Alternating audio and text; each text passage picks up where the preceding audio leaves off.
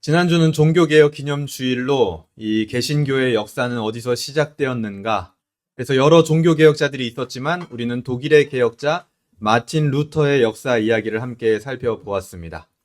이 루터의 인생을 돌아보면요. 루터의 인생은 굉장히 큰 고통들을 여러 번 마주했습니다. 그것처럼 우리의 인생도 때로 큰 고통을 마주하기도 합니다. 나의 계획이 실패되기도 하고 내가 의도했던 일들이 좌절되기도 하고 하지만 그때 십자가를 통해서 그 고통들을 바라볼 때 그것은 단지 실패와 좌절이 아니라 그 뒤에 있는 은혜를 향한 하나님의 부르심이라는 것을 우리가 발견하게 된다라고 말씀을 나눴죠. 우리의 모든 것을 받아주시고 우리에게 모든 것을 내어주신 주님, 그 주님의 십자가를 중심으로 모든 것을 해석하는 한 주가 되셨는지요? 오늘은 민수기 11장의 말씀을 근성이라는 제목으로 함께 나누어 보려고 합니다. 한번 따라해 보겠습니다. 근성. 이 무드셀라 증후군이라는 용어가 있습니다. 무드셀라 증후군. 이게 비공식 사회 심리학 용어인데요. 무드셀라가 여러분 창세기에 등장하는 성경 인물 중에 한 명이에요. 어떤 인물로 알고 있죠, 여러분? 그렇죠. 제일 장수한 사람. 몇 살까지 살았는지 혹시 아세요? 969세. 이 무드셀라 증후군이라는 게 뭐냐면 과거의 인물인 무드셀라가 이렇게 오랫동안 산 것을 부러워하듯이 과거에 대해서 무작정 좋은 것만 기억하려고 하는 퇴행 심리를 일컫는 말이 무드셀라 증후군입니다. 왜냐하면 무드셀라는 오래 산 게 맞아요. 근데 하지만 그 인생 가운데 무조건 좋은 일들만 있었을까요? 우리가 성경에 나와 있지 않아도 알 수 있죠. 좋은 일만 있었던 것은 아닐 것이다. 그런데 무드셀라 증후군은요. 그 무드셀라의 과거에 대하여 무작정 좋은 것만 기억하려고 하는 그런 심리다라는 겁니다. 현재 우리가 처한 상황이 안 좋으면 안 좋을수록 과거는 상상 속에서 항상 더욱더 미화되게 마련입니다. 그렇게 지나간 세월만을 그리워하고 미래로 나아가지 못하는 그 퇴행 현상을 무드셀라 증후군이라고 부른다고 합니다. 실제로 이게요, 꼭 무드셀라 증후군 이렇게 정리를 하지 않아도 우리가 그냥 삶의 현상 속에서 많이 만나기도 하는데요. 이런 심리적 현상을 잘 이용해서 마케팅을 하고 광고를 하기도 합니다. 예를 들어서 사람들 안에서 자연스럽게 지나온 과거가 미화되기 시작합니다. 그것이 추억이 되고 향수가 됩니다. 그 추억과 향수를 불러일으킵니다. 그런 다음에 그때야말로 정말 좋은 시절이었어. 다시 그때로 돌아가고 싶어. 그때 그 과거가 바로 내 황금기였어 라는 이 심리적 현상에 동의를 해주는 거예요. 그렇게 해서 나온 마케팅 광고 기법이 뭐냐면 뭐 요즘 유행하는 레트로라든지 아니면 복고 감성 이런 것들의 마케팅이 다 그런 심리적 요소에서 기인을 한 겁니다. 왜 우리는 레트로에 끌리고 복고에 끌리고 과거에 내가 20대 초반에 혹은 고등학생 때 했던 그 추억들 그게 왠지 더 아름답게 느껴지고 지금 유행하는 것들은 왠지 뭔가 좀 더 소비적인 것 같고 왜 그렇게 느끼냐? 과거에 있었던 일들을 미화시키는 일이 우리 안에도 일어난다라는 겁니다. 물론 과거를 회상하는 것은 좋은 일입니다. 다만 과거를 지나치게 미화하면 부작용이 있는데요. 그 부작용이 뭐냐면 지금 내가 직면한 현실에 대한 부정을 하게 된다는 거예요. 뭐라고요? 과거를 너무 미화하면 현실을 부정하게 돼요. 그것을 곧 실생활에서 어떻게 나타나느냐 그것이 불평하는 말로 나타납니다. 아, 내가 예전에는 안 이랬는데 옛날엔 좋았는데 지금은 내 삶이 이게 왜 이러냐? 내가 결혼하기 전에는 괜찮았는데 지금은 좀 너무 많은 걸 포기하게 된 것 같아. 과거를 지나치게 미화하면 현실을 부정하게 되고 그 현실의 부정의 심리가 현재에서는 삶에서는 불평하는 말로 나오게 된다는 거예요. 당신 왜 그래? 예전엔 안 그랬잖아? 라는 말들. 우리가 사회생활하면서도 많이 겪기도 합니다. 예를 들면 우리 얼마 전에 한참 오래전에 유행했었던 라떼 현상 그런 거 있죠. 그런 게 다 비슷한 종류입니다. 우스갯소리로 많이 쓰이지만 사실 뭐냐면 지금 직면한 현실에 대한 회피예요. 그리고 과거에 대한 지나친 미화가 결합되어서 나오는 불평의 말이죠. 과거에 나 때는 그렇게 안 했어. 그때는 참 열정적이고 그때는 참 멋졌어. 그게 뭐예요? 지금은 좀 이상한 것 같아. 지금 이 현실은 내가 받아들이고 싶지 않아 라는 심리가 깔려 있는 거죠. 우리가 민수기 말씀을 계속 보고 있는데요. 민수기는 10장까지 분위기가 정말 좋았습니다. 하나님이 명령하시고 이스라엘 백성들은 순종하고 하나님께 기도하고, 그런데 오늘 11장에 와서 분위기가 완전히 바뀌어요. 근데 그 분위기를 완전히 뒤집는 요소가 뭐냐? 이스라엘의 불평입니다. 불평. 불평하는 말들. 실제로 오늘 본문에도 보면요. 이스라엘이 왜 불평을 하게 됐을까? 그들 안에요. 그들의 과거가 지나치게 미화되어 있습니다. 그거를 오늘 보게 될 건데요. 이 이스라엘의 불평은요. 단순히 궁시렁거리는 수준의 불평이 아닙니다. 어머, 이거 왜 이래? 저거 왜 이래? 이거 마음에 안 들어. 이런 불평이 아니라 반역의 느낌으로 묘사가 돼 있어요. 반역. 여러분, 이 세계 어느 나라를 막론하고 가장 무겁게 처벌되는 죄목이 있는데 그게 뭔지 아십니까? 전 처음에 딱 떠오른 게 살인이라고 생각을 했어요. 어느 나라를 막론하고 가장 무겁게 처벌되는 죄목. 살인. 근데 그거랑 비교도 안 되게 더 무겁게 처벌되는, 그리고 모든 나라가 공통적으로 이것만큼은 용납하지 않는 죄목이 있는데 그게 뭐냐? 반역죄예요. 반역죄. 그것은 자유의 나라라고 하는 미국에서도요, 엄청나게 무겁게 엄중한 형벌로 다스립니다. 그만큼 이스라엘의 불평은 심각한 수준의 불평이었다는 거예요. 반역으로 다루어질 만큼. 그래서 이스라엘의 불평에는 반드시 징계라는 게 뒤따릅니다. 그들은 도대체 왜 불평했는가? 그들의 과거에 비해서 현재 무엇이 그렇게 부족했는가? 우리는 오늘 말씀을 통해서 이스라엘 안에 뿌리 깊은 이 불평을 발견하고 그것을 징계하는 하나님의 심정이 무엇이었는지 깨닫는 시간이 되기를 주님의 이름으로 소망합니다. 우리 11장을 보게 되면요. 오늘 본문이요. 아주 단순하게 구성이 되어 있습니다. 1절부터 3절까지는 디베라에서 불평했다. 4절부터 마지막 35절까지는 기브롯 핫다와에서 불평했다. 그리고 마지막에는 이 모든 불평에 대한 하나님의 징계가 나오면서 본문이 끝납니다. 먼저 첫 번째 단락인 1절부터 3절을 한번 볼게요. 1절입니다. 우리 같이 한번 읽어볼까요? 11장 1절 시작. 여호와께서 들으시기에 백성이 악한 말로 원망하매 여호와께서 들으시고 진노하사 여호와의 불을 그들 중에 붙여서 진영 끝을 사르게 하시매. 이 1절을 원어로 보면요. 강조용법과 반복용법이 함께 쓰여집니다. 그래서 그거를 충분히 반영해가지고 번역을 하면 여기는 지금 악한 말로 원망하며 이렇게 돼 있지만 사실은 그렇게 얌전하게 읽을 구절이 아니에요. 강조와 반복을 강조하면 이렇게 읽어야 됩니다. 백성이 정말로 계속해서 불평을 해댔다. 이렇게 읽는 게 맞아요, 1절은. 이 이스라엘의 불평은 하나님을 진노하게 했습니다. 우리가 단순하게 보면 한 번 불평한 걸로 뭘 그렇게 진노를 하시나 이런 생각이 들 수도 있어요.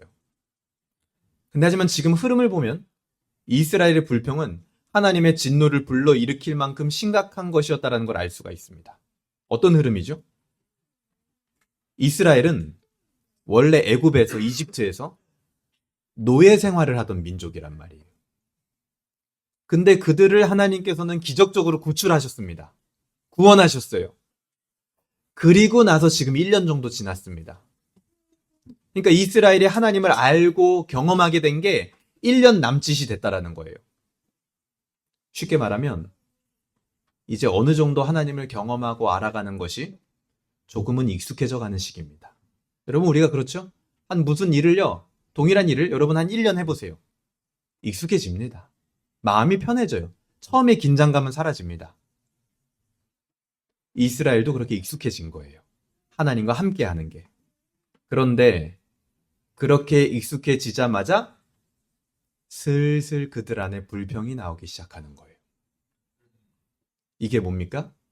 이스라엘 안에 뿌리 깊이 박혀있는 근성. 노예 근성이 올라오는 거예요. 조금 편해지니까 불평, 불만이 슬슬 올라오는 거예요. 처음에 애굽에서 탈출할 때만 해도 하나님 최고였어요.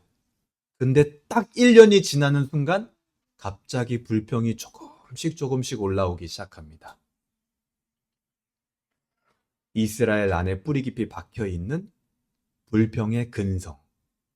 하나님은 이런 이스라엘의 태도에 진노하는 거예요.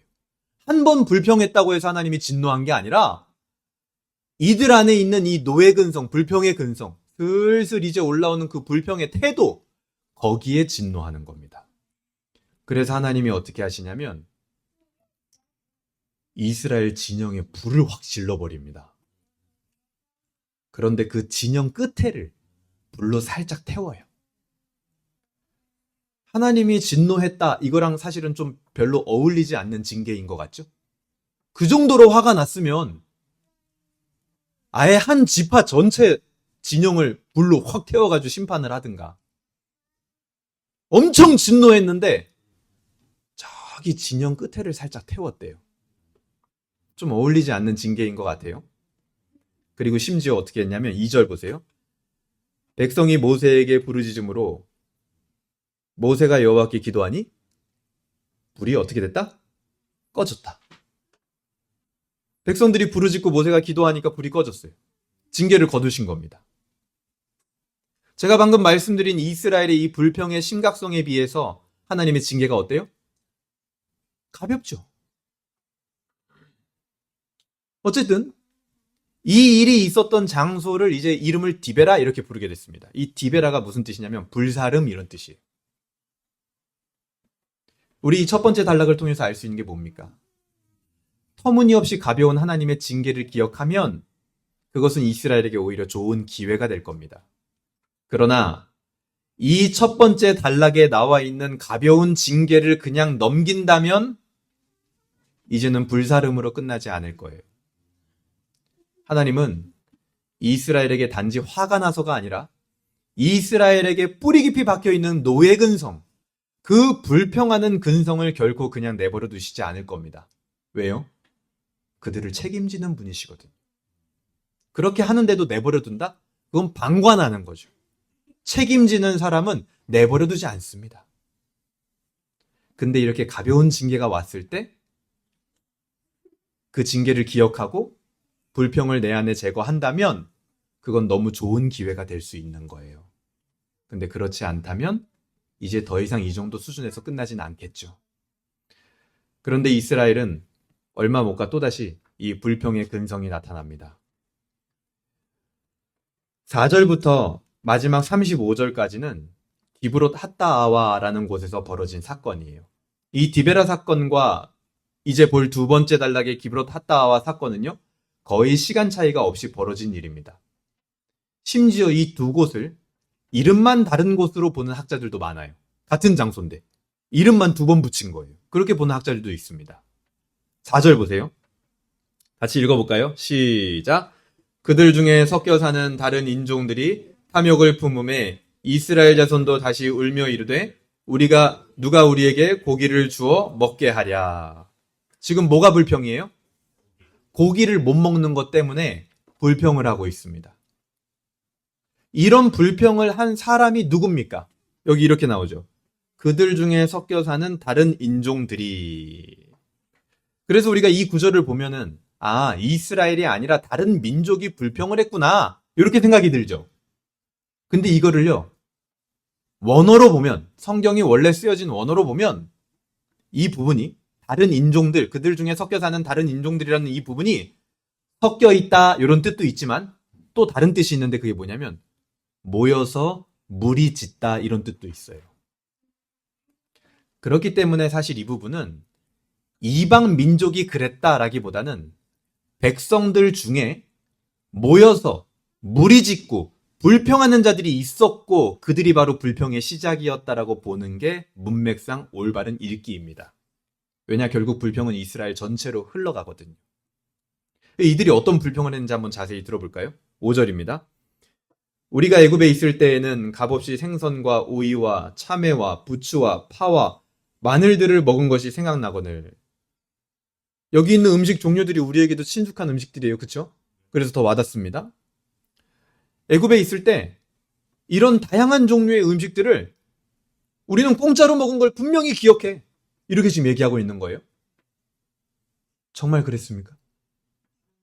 이게 되게 재밌는 거예요. 애굽은 물론 굉장히 발전된 나라였습니다. 당시에. 지금 광야보다 훨씬 좋은 조건이었을 거예요. 그런데 그 좋은 조건이, 그 환경이 당시 이스라엘에게도 해당하는 것이었을까? 출애굽기 2장 23절에 보면 이스라엘은 당시에 어떻게 살았냐면 너무 고통스러워서 하나님을 부르짖지 않으면 도저히 살 희망도 보이지 않았던 노예 계급이었습니다. 그렇게 살았어요, 애굽에서. 그게 그들의 실제 상황이었습니다. 그런데 다양한 종류의 음식들을 값도 내지 않고 공짜로 먹었다고요? 이스라엘의 기억이 지금 한참 잘못되고 있는 겁니다. 왜 이런 일이 일어날까요? 이게 바로 불평의 특징이에요. 불평은 과거를 지나치게 미화합니다. 그래서 현실을 너무 지나치게 회색빛으로 만들어버려요. 현실을 엉망인 것처럼 보이게 만들어버립니다. 불평이 그렇게 하는 거예요. 결국 미래는 어둡고 깜깜하게만 느껴지게 만드는 겁니다. 이게 바로 불평이 가진 무서운 힘이에요. 그러니 하나님이 이스라엘 안에 있는 이 불평의 근성을 그냥 둘 수 있을까요? 만약에 그냥 두죠? 이스라엘 완전 망가지는 겁니다. 과거의 기억조차 조작을 해버리고 있어요. 사람이 완전 망가지게 생겼어요, 지금. 그래서 그냥 둘 수 없는 거죠. 6절도 보세요. 이제는 우리의 기력이 다하여 이 만나 외에는 보이는 것이 아무것도 없도다 하니. 우리의 기력이 다하여. 여기서 기력이라는 말은 생명이라는 말과 같은 겁니다. 즉, 이 말을 쉽게 하면 뭐예요? 고기 못 먹어서 나 지금 죽겠다. 고기 먹고 싶어 죽겠다. 이 말을 하는 거예요. 과거가 지나치게 미화되고 현실은 거의 지금 쓰레기통처럼 보이게 만드니까 심지어 어떤 일이 일어나느냐? 이렇게 말합니다. 이제는 우리의 기력이 다하여 이 만나 외에는 보이는 것이 아무것도 없도다. 만나 외에는 보이는 것이 아무것도 없도다. 만나는 누가 준 겁니까? 하나님이 주신 거예요. 하나님이 주신 만나도 별거 아닌 것처럼 여겨버리게 되는 겁니다. 불평이 가득하다 보니까. 굉장히 심각한 문제죠. 그리고 어느새 불평은요, 과거를 지나치게 미화해서 현실을 너무 어둡게 보이게 만들고 하나님이 주신 것조차도 별거 아닌 것처럼 가볍게 여기게 만들면서 동시에 어떻게 되냐? 적은 무리에서부터 시작해서 이제는 온 이스라엘 백성들 전체로 퍼집니다. 10절 보세요. 백성의 온 종족들이 각기 자기 장막문에서 우는 것을 모세가 들으니라. 이러므로 여호와의 진노가 심히 크고 모세도 기뻐하지 아니하여.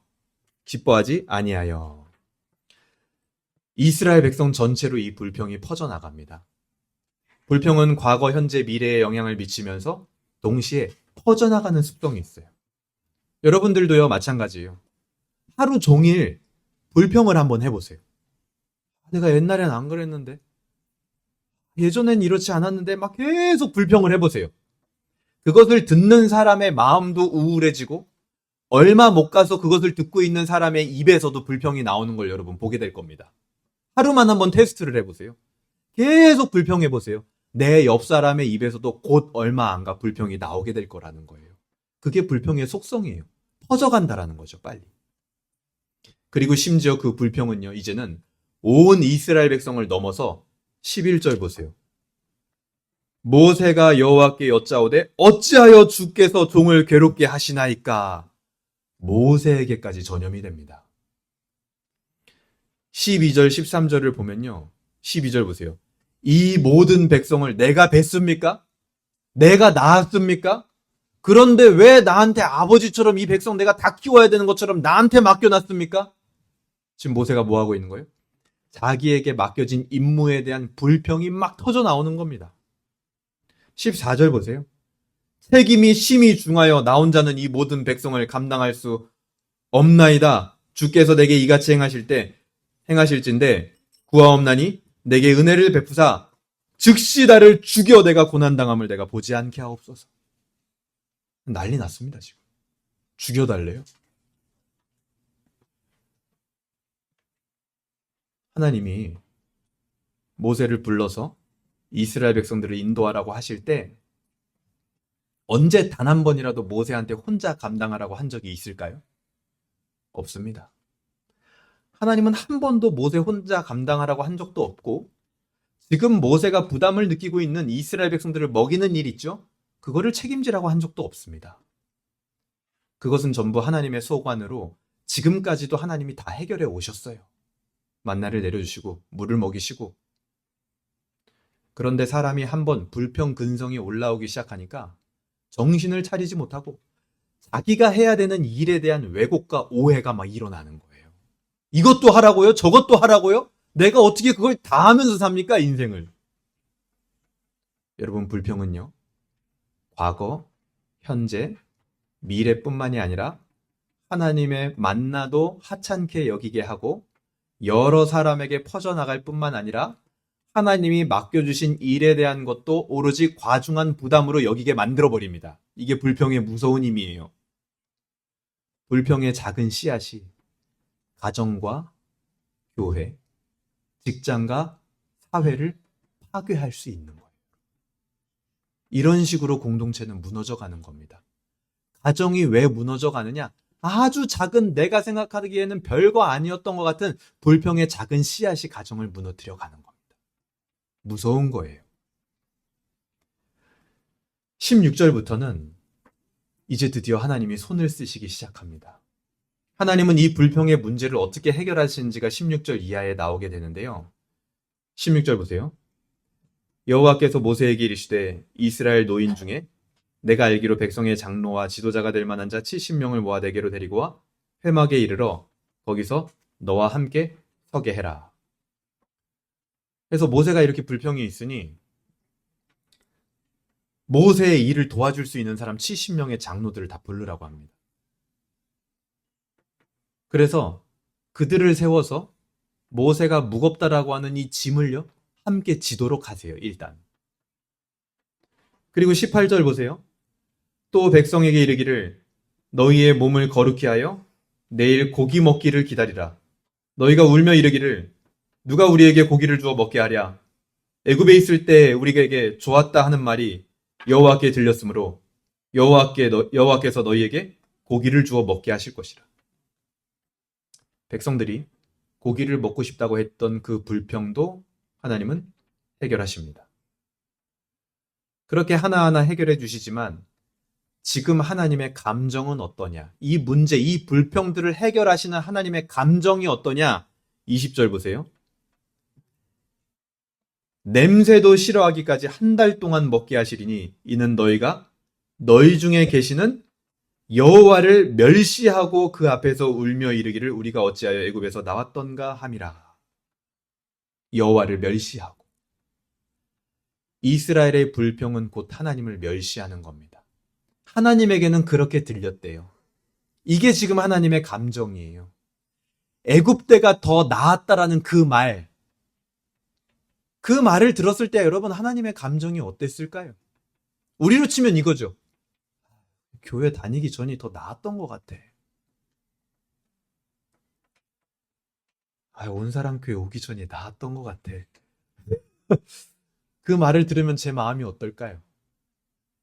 애굽에 있을 때가 더 나았던 것 같아. 온 힘을 다하여서 구원해 놨더니 애굽 때가 더 낫던 것 같아. 근데 그 이유가 고기 때문이야. 그 말을 듣는 하나님의 감정이 어땠을까요? 그러니까 그 고기가 그렇게 좋드냐? 실컷 질리도록 먹어봐라 내가 그냥. 한 달 동안 고기를 너희들이 입에 다 넣어주겠다. 이게 하나님의 감정이에요.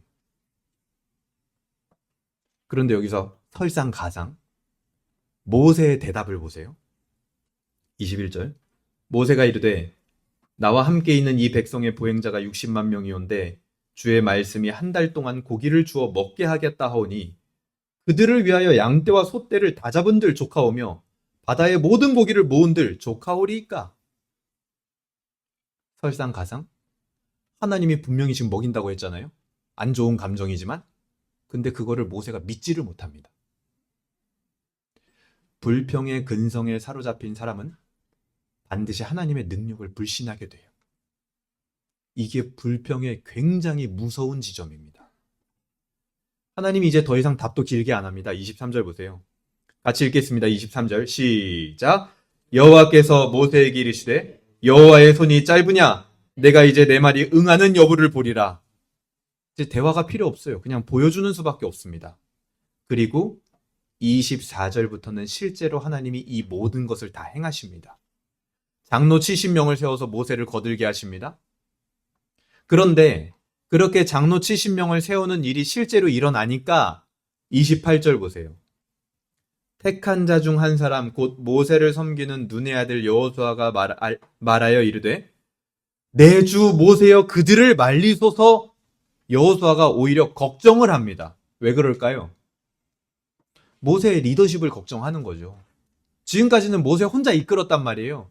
근데 각 지파 대표별로 나와서 70명의 장로가 세워지니까 여호수아는 이거 어떡하냐. 이거 나중에 리더십에 문제가 생길 수 있겠다. 이거를 멈추게 해야 될 것 같습니다. 많은 사람들이 다 알면 안 될 것 같습니다. 이 얘기를 하고 있는 거예요. 근데 이 말을 듣고 모세가 어떻게 반응하냐면요. 29절 보세요. 모세가 그에게 이르되 네가 나를 두고 시기하느냐? 여호와께서 그의 영을 그의 모든 백성에게 주사 다 선지자가 되게 하시기를 원하노라. 자신을 걱정하는 여호수아의 마음을 받지를 못합니다. 차라리 전부 다 영을 그냥 나눠받아서 다 선지자가 됐으면 좋겠다. 여러분, 이 모세의 고백에서 여러분 어떤 감정이 느껴지세요?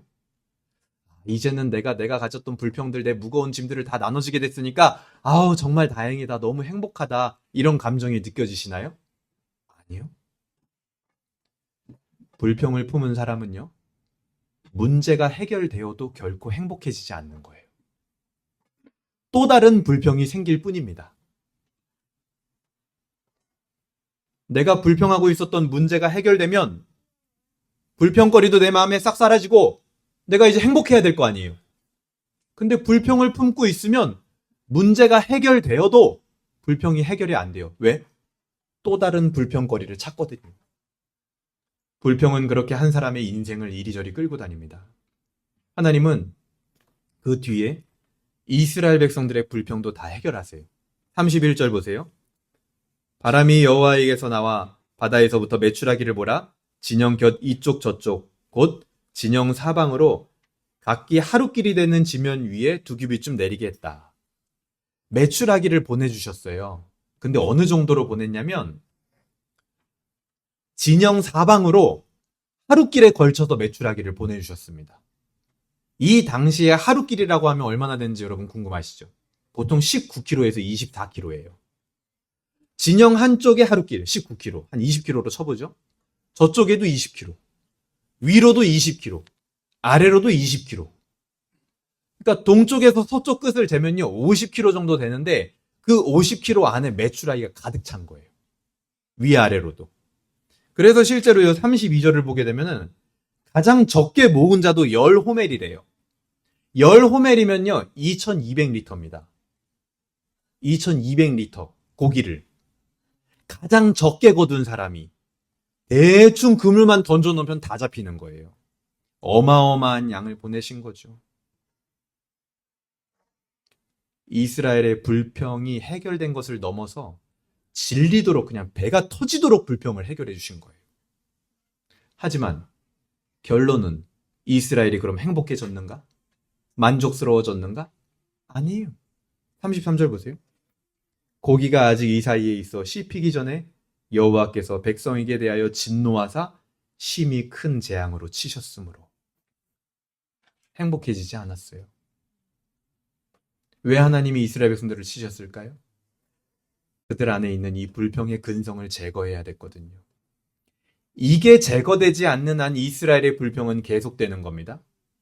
하나님은 불평하고 불평 해결해주고, 불평하고 불평 해결해주고, 이 패턴을 계속 반복할 마음이 없으세요. 지금 이스라엘의 불평의 근성을 제거하기 원하시는 겁니다. 그것이 바로 이스라엘에게 가장 필요한 것이에요.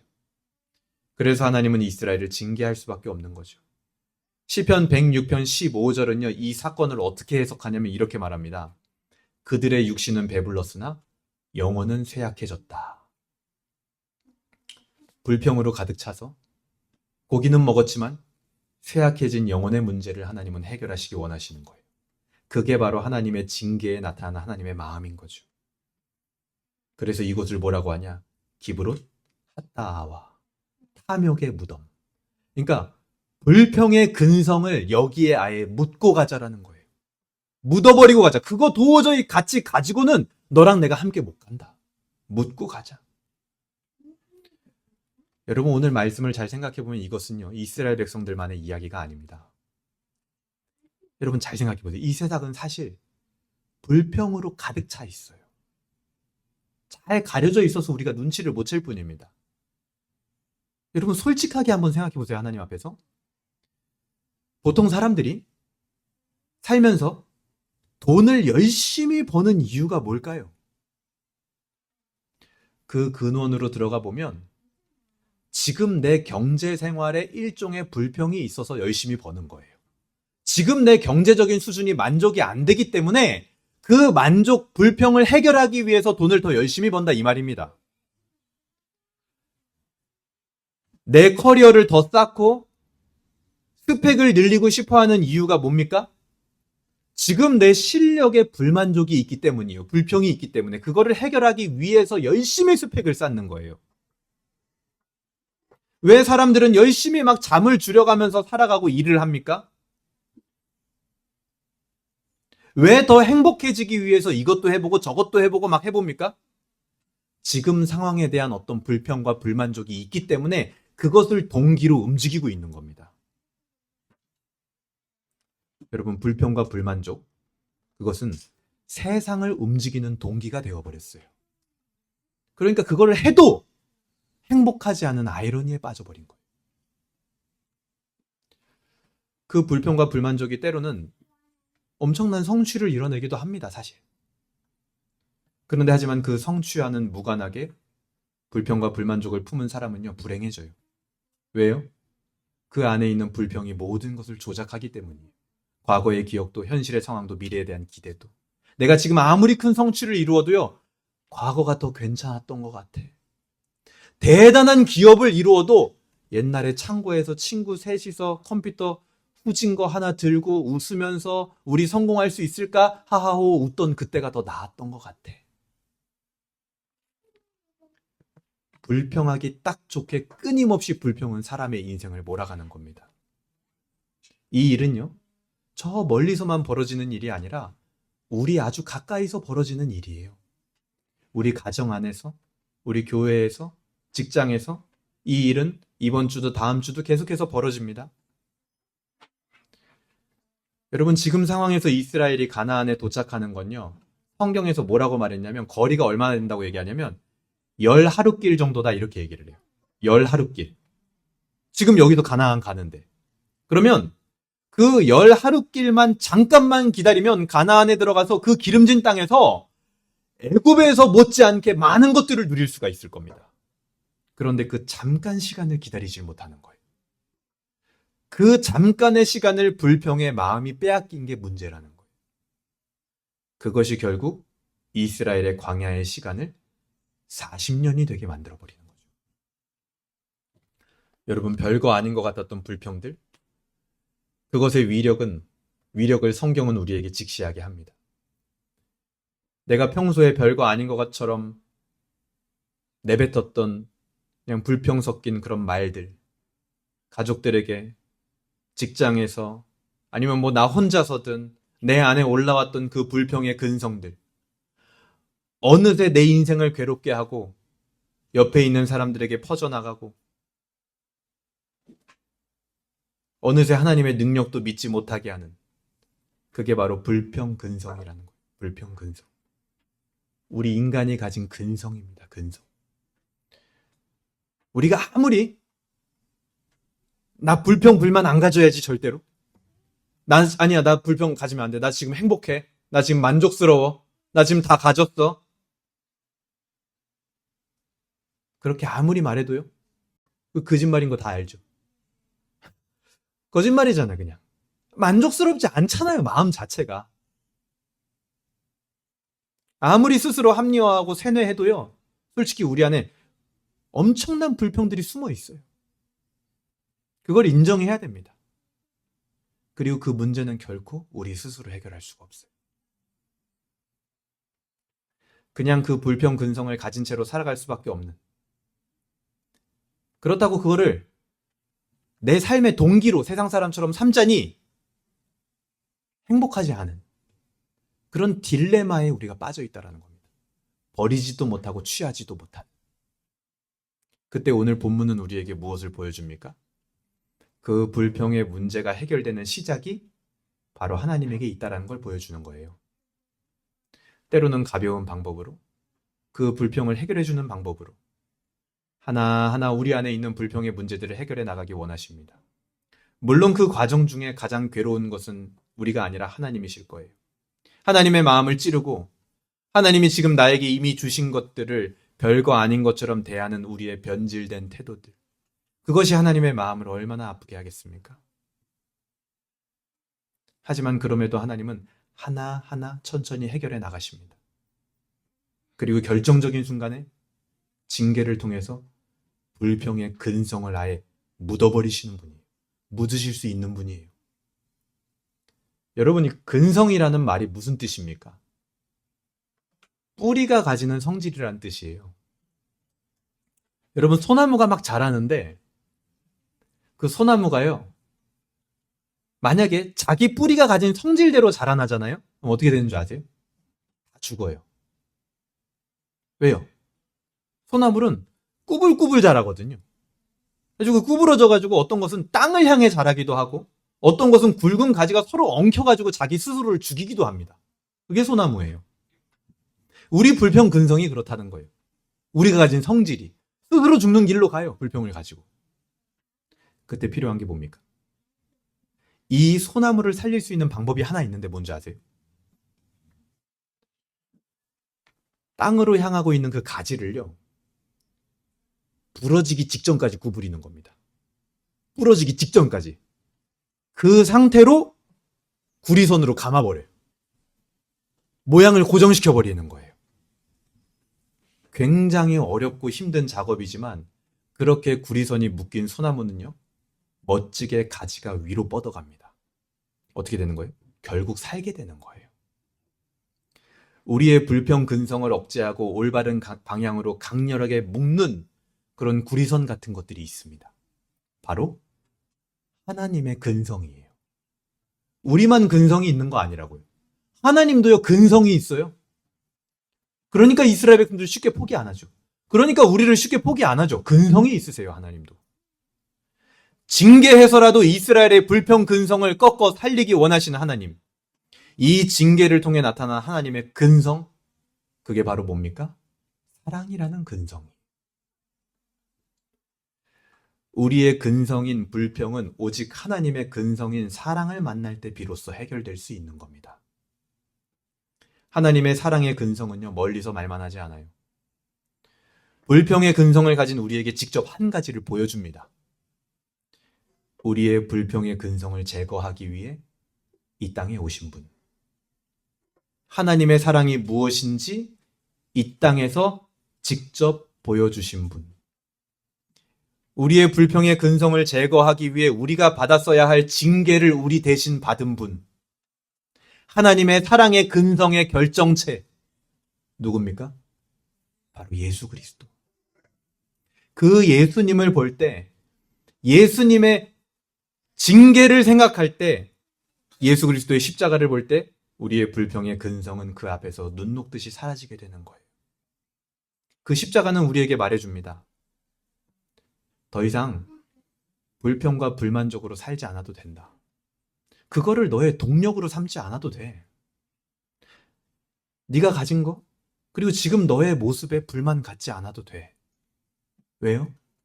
너는 지금 내가 목숨을 바쳐서라도 차지하고 싶을 만큼 귀한 존재예요.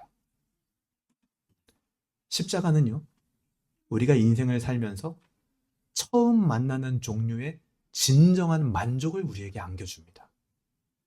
불평의 힘이 아니어도 살아갈 수 있구나, 이 길을 보여주는 거예요. 그래서 우리는 이제 불평의 근성에서 벗어나서 십자가의 위로와 은혜로 만족하며 인생을 살아갈 수 있게 되는 겁니다. 여러분, 오늘 이 말씀을 어떻게 적용할 수 있을까요? 혹시 우리 안에 한없는 불평으로 인해서 괴로운 적은 없었습니까? 내가 가장 불평을 느끼는 부분은 무엇인지 여러분, 하나님에게 의뢰하세요. 그분에게 방법이 있습니다. 불평의 근성을 해방하는 하나님의 사랑의 근성인 십자가를 생각하시길 바래요.